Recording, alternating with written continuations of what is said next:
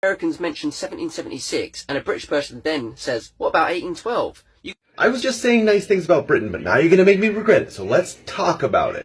I'm a world history teacher, right? I don't really talk about the War of 1812, but I do talk about revolutions. And in my revolutions unit, there's really three big revolutions, right? The Glorious Revolution, the American Revolution, and the French Revolution. So when Americans are surprised that British people don't know anything about the American Revolution, we're surprised because you're missing a big chunk of world history.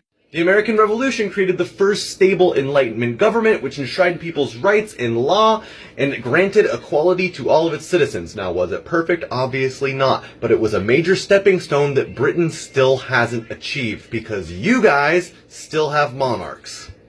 It's embarrassing, honestly. So what about the War of 1812? Americans must not learn about that. Of course we learn about the War of 1812 because it's very important for our history. Now, I don't teach it in my world history class, but my friends teach it in their US history class, and sometimes I sit in. Let me tell you what I know. So the War of 1812 started because the United States wanted to trade with Europe, but England wasn't being cool about it. In fact, they were actively harming trade, and they were capturing merchant vessels and forcing Americans to man their ships, which is a war crime. So of course this caused us to go to war, and you've probably heard that Britain won, which is not true. On paper, it's a draw. In reality, America smoked Britain.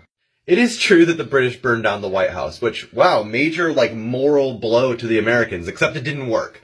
The final battle, the Battle of New Orleans, was a decisive American victory, absolutely obliterated the British. We destroyed the British so hard that the general, Old Hickory, Andrew Jackson, became one of the most popular and then most controversial presidents ever.